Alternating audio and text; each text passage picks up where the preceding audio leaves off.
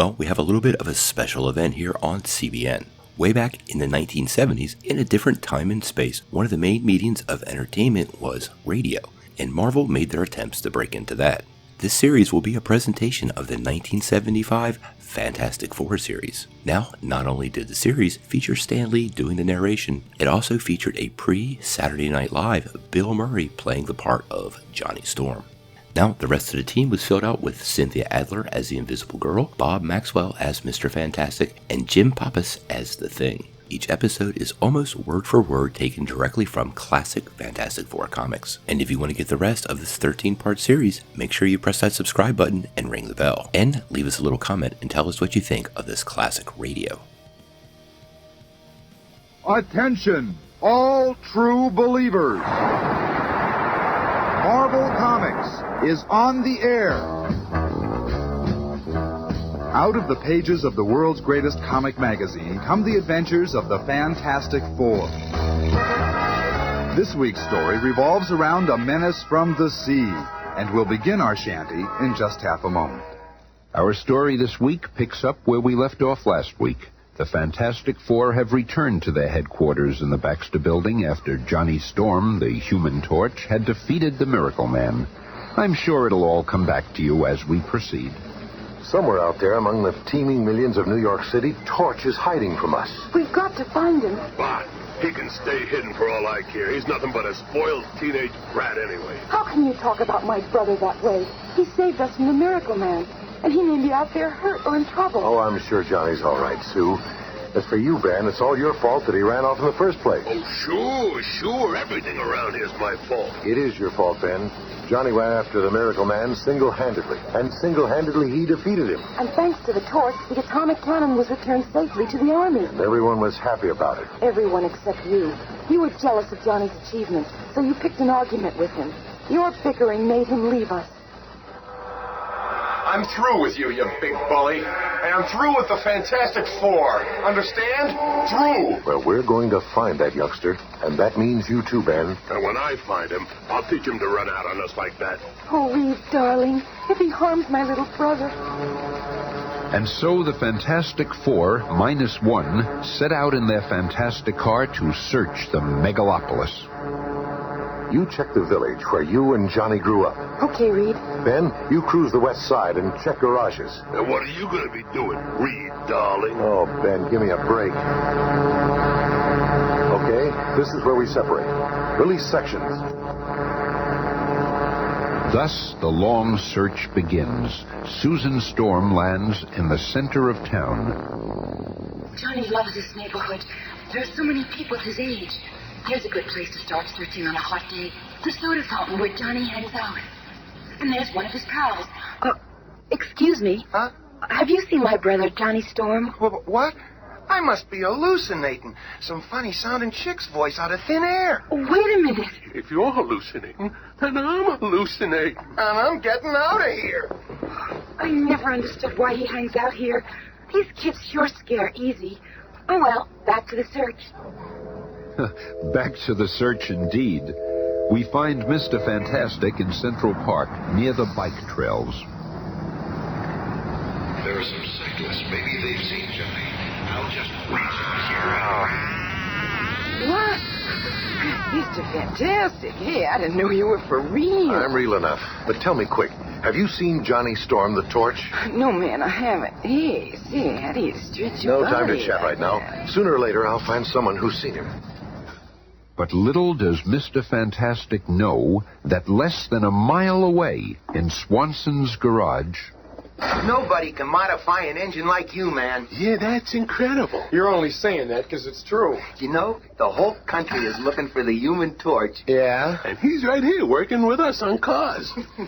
Well, I've got to do a little welding, guys, so step back for a few seconds. Flame on.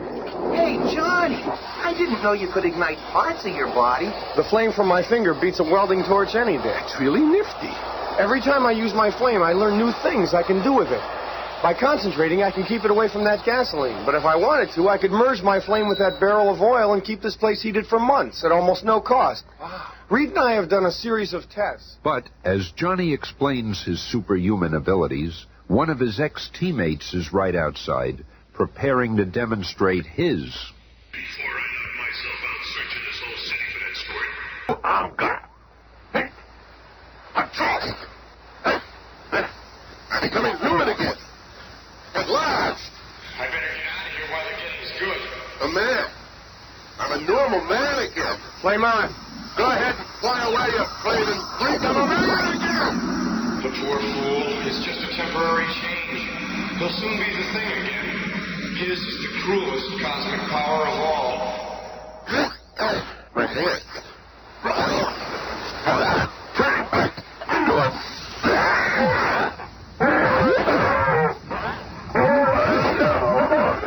And even as Ben Grimm reverts to his cosmically altered form, Johnny Storm reaches his chosen place of seclusion in the Bowery. No one will find me down here. I'll just lose myself among all these human derelicts. I better get off the streets. That flop house over there looks as good as any. 2 bits a night, buddy. In advance. Well, Johnny wanted the anonymity of the Bowery, and for his 2 bits, he shared a room with 15 other men, all similarly inclined. Well, it ain't the Waldorf, but I'll be safe here while I plan my next move. Hey, pal, could I see that comic book over there? Sure, Mac. Here you go. Submariner. I remember someone talking about him. He was the world's most unusual character. He lived underwater and was as strong as 10 men. I wonder what happened to him. He was supposed to be immortal. You know about Submariner? What? Oh, yeah. You got a bum over here who's as strong as that guy's supposed to be. Yeah? Hey, old man, wake up. Well, you may be. Come on, old man. You got a lieutenant here. Show what you can do. Oh, I want to sleep. Well, leave the old man alone. He's probably tired. Well, he's never too tired for this. Come on, you mangy bum. Get his phone book in here. Go away, you puny flame. Let's teach him a lesson, boys. Get him. I'll been spoil him for a good fight. I said, go away, all of you. I'm tired of showing my strength. I just want to remember who I am, what I am. I've spent so many years here in this fog, my mind's a blank. Look, this guard is down. How's our chance? Yeah, I never like to creep anyway. Hold it. Leave him alone. Can't you see he's sick? He's got amnesia, loss of memory. He doesn't even know who he is. Yeah, but we'll beat it back in him. Wait a second. I've got an easier way. First, let's show him what he really looks like. Let's give him a hot shave. Flame on. Hey, what's that? You've got to be the Human Torch. I can control my torch flame to within a hair's width. Look at his face. It can't be. It is. It's Submariner. At the same moment that Johnny Storm makes his incredible discovery, the other members of the Fantastic Four are continuing their search for him. Have you fellas seen a flaming teenager flying around the city? Holy smokes, I've read about you guys, but I never dreamt that you really existed. We exist, all right. Now, how about it? Have you seen the torch? No. Well, if you do, contact the Fantastic Four. Susan Storm, too, prowls the vast metropolis as the Invisible Girl. I've traveled all the way down to the Bowery, a refuge for lost souls. I can't believe that I'd find Johnny here. Come on, pal. If you are Submariner, I know one thing that will bring back your memory for sure. If you can, I'll be forever in your debt. I'm wasting precious time. I'll continue down and look for Johnny in Chinatown. And once more, destiny dabbles with the fate of humans. Susan Storm, less than 10 feet from her brother, turns and walks away, not seeing the subject of her search. Okay, the coast is clear. Flame on. No, you're a demon. It's okay. You're safe from my flame. We're just going for a little flight test. See? There's the Atlantic Ocean. But you... Easy, pal. I won't drop you. Not yet. If he is Submariner, the sea will bring back his memory. If not, I'll dive in and save him. No!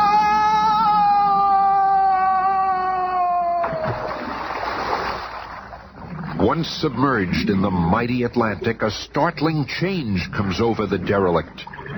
In one sweeping motion, he removes his outer garments and stands revealed as the legendary ruler of the sea, the invincible Prince Namor, the Submariner. I remember who I am now. I must return to my family, my friends, to my undersea kingdom. Once again traveling in his native element like a rocketing torpedo, Prince Namor soon reaches his almost forgotten land, only to find... Destroyed. It's all been destroyed. Oh, what's that glow in the water there? It must be radioactivity. Now I know what happened to my world. The selfish humans poisoned our water with their atomic tests. My people, though not harmed by the radiation, must have moved elsewhere, dispersed when this part of the undersea environment was no longer inhabitable. The oceans are vast, nearly endless. How can I ever find them? Where shall I begin to look? And moments later, Johnny is standing at the pier. You're back. You are Submariner. I'm so glad you're safe. Do not be proud of what you've done. By returning my memory, you have signed the death warrant for the whole human race. What are you talking about? I'm talking about a revenge. The revenge I shall have for the destruction of my undersea kingdom. I am Prince Namor, the Submariner. And now you shall fear my strength as it is turned against you. And so speaking, Submariner submerges, leaving Johnny Storm alone. I better warn the others. My grudge with Ben is insignificant compared to the threat from Submariner. Seconds later, the other three members of the super team see the Fantastic Four emergency flare in the sky. Look, it must be a signal from Johnny. It's coming from the piers by the river. Why can't that rat stay out of trouble? Faster, Reed, faster. He must be in danger. Easy, Sue. We're almost there. There he is. I got eyes. I can see him. What's the idea of shooting off that flare? You're only supposed to use it in emergencies. This is an emergency, you big ape. What'd you call me? Quiet, Ben. What is it, Johnny? Well, we're going to need each other now. Submariner is back, and I just wanted to tell you. Submariner? I thought he died long ago. Well, he's alive, all right, and from what I've seen, he's more dangerous than ever. Bah, who's worried? Nothing human can stand up to the Thing. That's just it, big boy. He ain't human. Prince Namor of the Sea isn't quite human. His race was old when our sun was young, and he knows well the secrets of the deep. I shall unleash a monster upon mankind, the likes of which they have never even dreamed. Ah, there he is, slumbering still, as he has done for ages. The largest living creature in all the world, the deadly Giganto. His slumber can only be interrupted by his trumpet shell, which my ancestors buried here centuries ago. Come, Giganto, it is time. Ah, it's working. I have awakened the monster. Now nothing can stop him. He will follow the trumpet shell wherever it leads. And in the hands of the vengeful Submariner, the trumpet shell leads Giganto to the surface world. Look, Captain, off the port bow. What do you make of that? Oh, madre de Dios. It is huge. He's right for us, sir. To the left, bossman. He's going to hurt his ship. Mindlessly, a giant sea behemoth splinters the tiny tramp steamer as the crew barely manages to escape to sound the alarm, and within minutes, for the first time in history, the order is given to evacuate New York City. Don't panic. Everybody just keep moving. We've got plenty of time. Everyone will get out safely. Keep moving. Keep moving. And through the now silent canyons of the huge city, the nation's most powerful weapons are brought into place, and the battle is at hand. Sector 2 reporting, sir. We can see the monster coming into New York Harbor. A monster is coming within range. Prepare to launch ground control missiles. 5 seconds. 3 seconds. Fire! Look at that. Those rockets didn't even slow the monster down. What will happen when it reaches the city? Hey, there's Reed. He's going after the monster with the Fantastic Car. The Maybe this chemical smoke will confuse the creature, slow it down before it reaches shore. The Fantastic Four are keeping Giganto from reaching the city. Another blast on my horn will set him straight. Like something out of a nightmare, the hulking mountain of a monster slowly turns, following the sound of the trumpet shell, and the beast crashes into the city. He'll wreck the city if he's not stopped. It's like a giant whale. But it walks. Gives me an idea. Moving like a man possessed, the thing rushes to the military supply depot and returns. What's that bomb? Strapped to your back. Nuclear bomb. I can't believe it. Relax, kids. I ain't no hero. I'll be back. You wait and see. And as night falls on an evacuated New York City, the lumbering thing, with a timed nuclear bomb strapped to his back, finds Giganto sleeping on Fifth Avenue. All I gotta do is slip through that joker's teeth and get inside, like in the Bible. Then I gotta get out again before this little number goes off. Yeah, that's all. Well, here goes. This bomb is heavy. Boy, it sure is weird in here. I hope he doesn't wake up before I get out. Slowly, warily, knowing that each step might be his last, the thing walks deeper and deeper inside Giganto, the monster from the sea. Past remains of long since forgotten vessels, victims of this enormous creature. This big guy could swallow sea monsters whole. Yeah, I'm one of them. I've fought just about everything else in my day. I might as well whip you too.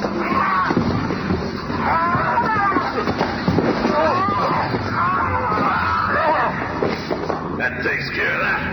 And this is as good a place as any to put this nuclear firecracker. There. Now I gotta get out of here.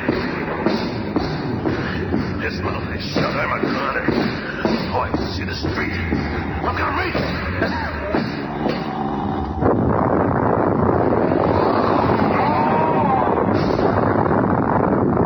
Ben did it. Submariner's monster is dead. He saved the city, maybe even the world. The explosion blew him right out of the monster like he was shot from a cannon. I didn't think anything could stun the big ape. I hate to admit this, Ben, but I'm proud of you. So what, Squirt? Letting it die will get you. That horn. Soon the whole world will again know the Submariner. You haven't beaten me, and with the power of this horn, I shall summon countless others to attack you. I will have my revenge. So, it's the horn. What? I'll take that. It's floating in midair. That can't be. I'll find the answer. Oh! I thought so. A human, but an invisible human. Give up. You cannot win. And seeing the futility of her struggle, the invisible girl becomes Susan Storm, prisoner of the Submariner. Well, this is a prize worth catching. You are the loveliest human I've ever seen. If you will be my bride, I will show mercy to the rest of your pitiful race. How can I make such a choice? You won't have to, Susan. We're here now, sis. Oh, we're gonna fix you, Fishman. Fools! You are finished. Now I will have this girl and my revenge. The next time you hear this horn, I shall unleash millions of undersea monsters, such as mankind has never seen. Helpless before the invincible attack, you shall be driven out of your cities and returned to the caves from whence you came. Oh, you mustn't. I'll become your bride. You speak as though you are sacrificing yourself. You realize that I offer you the honor of becoming a Princess Namora, bride of a submariner, queen of the sea. This has gone far enough. You're crazy. Let me at him. Let me get my hands on that scale-bellied fish. You fool!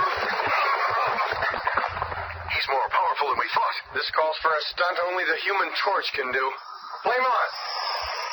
After reaching an altitude of 1,000 feet, the Human Torch begins circling in an expanding ring above the Submariner, creating at first a light wind and then building into a tornado of unimaginable force.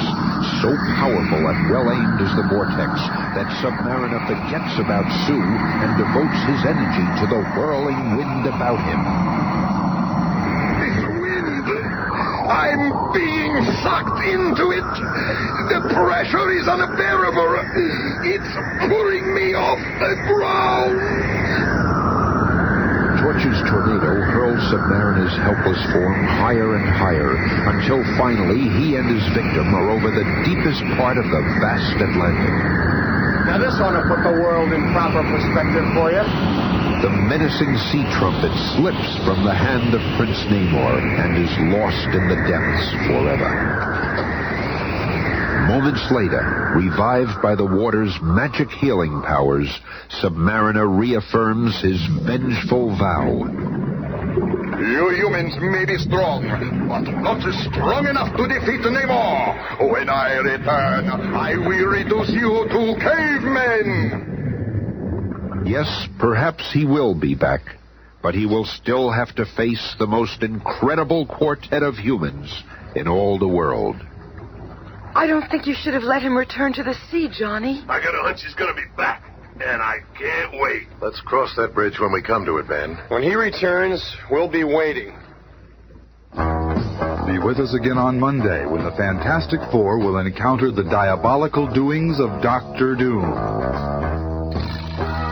The fantastic cast is Cynthia Adler, Bob Maxwell, Bill Murray, Jim Pappas, Jerry Hayden. narrated by Smilin' Stan Lee.